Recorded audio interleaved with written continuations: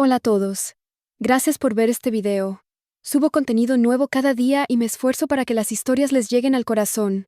Si te gusta, suscríbete y dale like. Eso me ayuda mucho. Gracias por tu apoyo. Vamos a empezar. Parte 1. El beso en la terraza. El aire de la noche en Valencia estaba cargado de humedad, y el murmullo lejano del tráfico se mezclaba con el sonido de vasos y risas que llegaban desde la terraza. Dije a mí mismo que solo iba a apagar la luz del pasillo, pero en cuanto abrí la puerta de cristal, el instante se quedó grabado como una fotografía imposible de borrar. Lucía reía con esa risa abierta que antes me pertenecía. A su lado, Carmen hacía un comentario que yo no alcancé a oír, y las dos estallaron en carcajadas. Pero lo que me atravesó no fue la risa, sino el destello de su teléfono en la mesa, una notificación, una palabra que no pude leer entera, y un gesto tan ligero como demoledor. Lucía escribió algo rápido, y entre bromas, envió un beso en la pantalla. No era para mí. Me quedé quieto, oculto en la penumbra, con la sensación de que el mundo había cambiado de eje en un segundo. No hubo gritos, ni discusiones, solo el vacío de comprender que estaba viendo cómo se deslizaba la vida que creía mía hacia otra dirección. Carmen fingió no darse cuenta, como si el silencio también fuese parte del juego. Volví a la habitación despacio, intentando que mis pasos no delataran nada.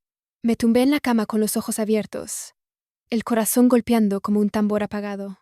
Afuera seguían las risas, el tintinear de copas, la naturalidad de lo que para mí era un terremoto.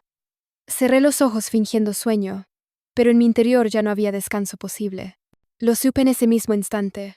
Lo que había visto no era un error ni un malentendido. Era el inicio de algo que iba a cambiarlo todo. Y yo aún no tenía claro si quería saber hasta dónde podía llegar. Parte 2. El café amargo. La mañana siguiente amaneció luminosa, con un cielo azul que parecía burlarse de mí. En la cocina, el olor a café recién hecho llenaba el aire. Lucía estaba de espaldas, tarareando una canción, mientras removía la taza con calma. Todo parecía normal, demasiado normal, como si la noche anterior nunca hubiese existido. Hoy deberíamos ir al mercado central, dijo sin mirarme. Mi madre viene a cenar y quiere esa fruta que tanto le gusta. Jan de Campa, el feira, esa blanda, Jan de Campa, y Jan de Campa, y Jan de Campa, y Jan de Campa, y Jan de Campa, y Jan de Campa, y Jan de Campa, y Jan de Campa, y Jan de Campa, y Jan de Campa. Asentí en silencio, aunque por dentro las palabras de la noche seguían resonando como un eco imposible de apagar. Me preguntaba si realmente había escuchado bien, si no había confundido un gesto o una palabra, pero la imagen de aquel beso en la pantalla no me dejaba en paz. Me senté frente a ella y la observé. Sus movimientos eran los mismos de siempre, pero ahora cada detalle me parecía distinto. La forma en que dejaba el móvil, boca abajo, el pequeño retraso antes de contestar a cualquier mensaje, incluso la manera en que evitaba mis ojos cuando hablábamos. La duda me corroía, así que cuando salió a comprar pan, abrí su viejo portátil, que aún guardábamos en el estante. La pantalla tardó unos segundos en encenderse, y lo que encontré no dejó lugar a dudas.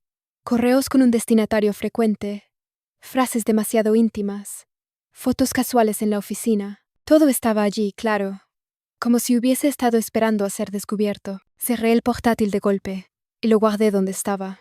Me quedé sentado, inmóvil, con el café ya frío entre mis manos. No había gritos, ni escenas de película, solo una certeza amarga que empezaba a crecer en silencio. En ese momento, escuché la puerta. Lucía regresaba del pan, cantando como si nada hubiera pasado, y su voz alegre fue la señal de que la tormenta apenas estaba comenzando. Parte 3. El observador invisible. Durante varios días me moví como un actor dentro de mi propia casa, sonriendo en los momentos justos, respondiendo con frases cortas, fingiendo una calma que no sentía. Por dentro, todo era un torbellino. La traición ya no era una sospecha, era un hecho. Pero en lugar de estallar, algo en mí decidió callar y observar. Empecé a fijarme en los pequeños detalles que antes pasaban desapercibidos. El cambio de perfume, las llamadas que contestaba en el balcón, las excusas apresuradas para quedarse un poco más en el trabajo. Cada gesto era una pieza que encajaba en un rompecabezas doloroso. Una tarde, al pasar frente a su oficina, vi lo que hasta entonces solo había imaginado. Lucía salía del edificio, con Martín, su jefe. Reían con complicidad, como dos adolescentes que esconden un secreto demasiado grande para ellos. Me quedé en la acera opuesta, entre la gente que iba y venía, y vi cómo se inclinaban el uno hacia el otro, y se dieron un beso rápido, casi invisible para cualquiera, salvo para mí. El mundo no se detuvo. Los coches seguían pasando. La gente hablaba por teléfono. Un niño pedía un helado a su madre. Pero dentro de mí hubo un silencio absoluto. No rabia, no lágrimas, solo una certeza que se hundía más y más, como una piedra en el agua. Esa noche me miré al espejo y apenas reconocí mi reflejo. No era un marido engañado, era alguien distinto, alguien que había cruzado una línea invisible. Decidí que no buscaría confrontaciones. Me convertí en observador, en testigo silencioso de una historia que ya no me pertenecía, pero en la que aún debía jugar un papel. Lo que no sabía era que, al elegir el silencio, estaba abriendo una puerta que ya no podría cerrar jamás. Parte 4.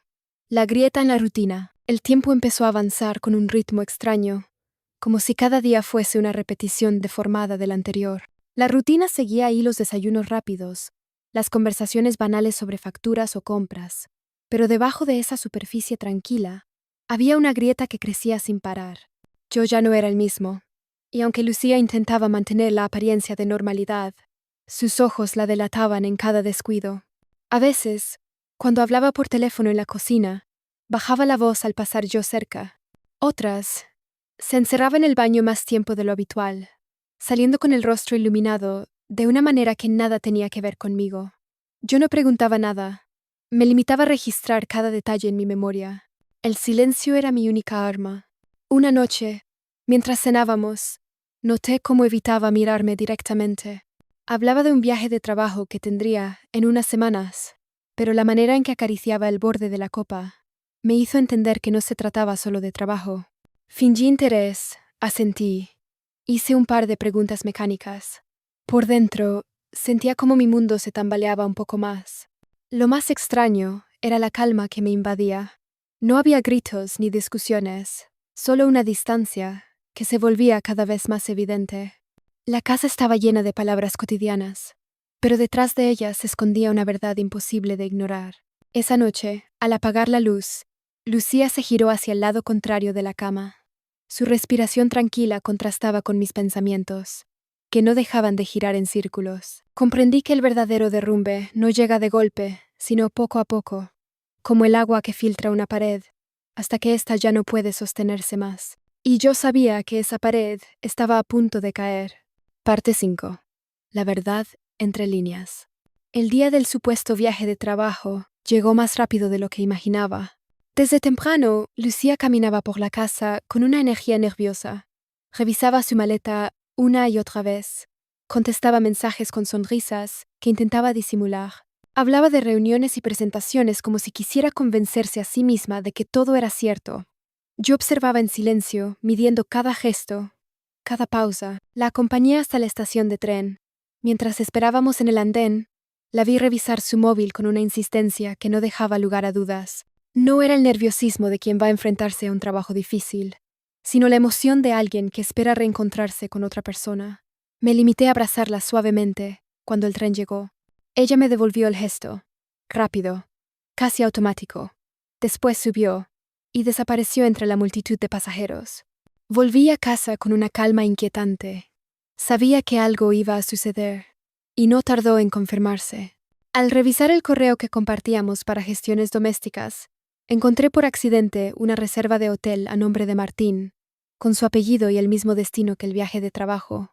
No había dudas. Me quedé frente a la pantalla, leyendo y releyendo el correo, como si el texto pudiese cambiar con el tiempo. No cambió. La verdad estaba escrita entre líneas, y me atravesaba sin remedio. Esa noche cené solo. El silencio de la casa era tan denso que parecía una presencia. Comprendí que la mentira había dejado de ser una sospecha para convertirse en un hecho consumado. Y aunque no sabía cómo, Tuve la certeza de que pronto todo saldría a la superficie.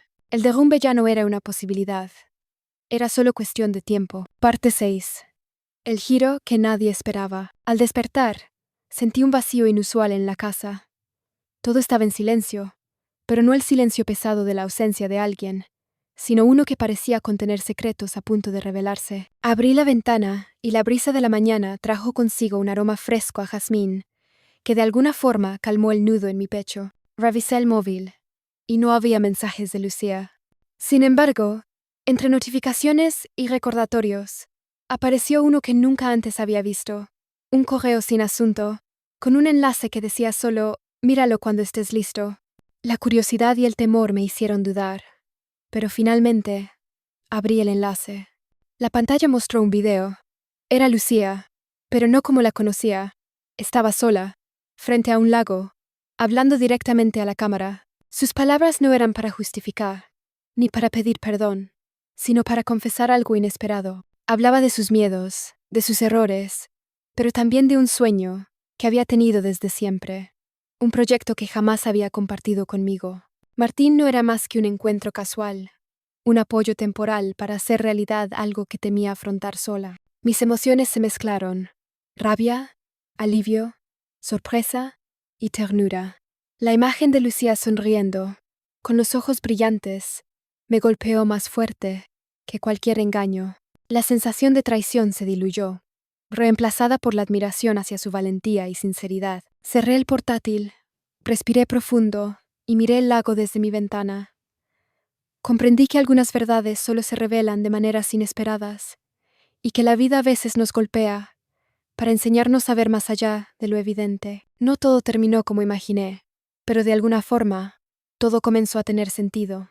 El silencio ya no era vacío, era un espacio lleno de nuevas posibilidades, de lo que aún podía ser. Fin de la historia.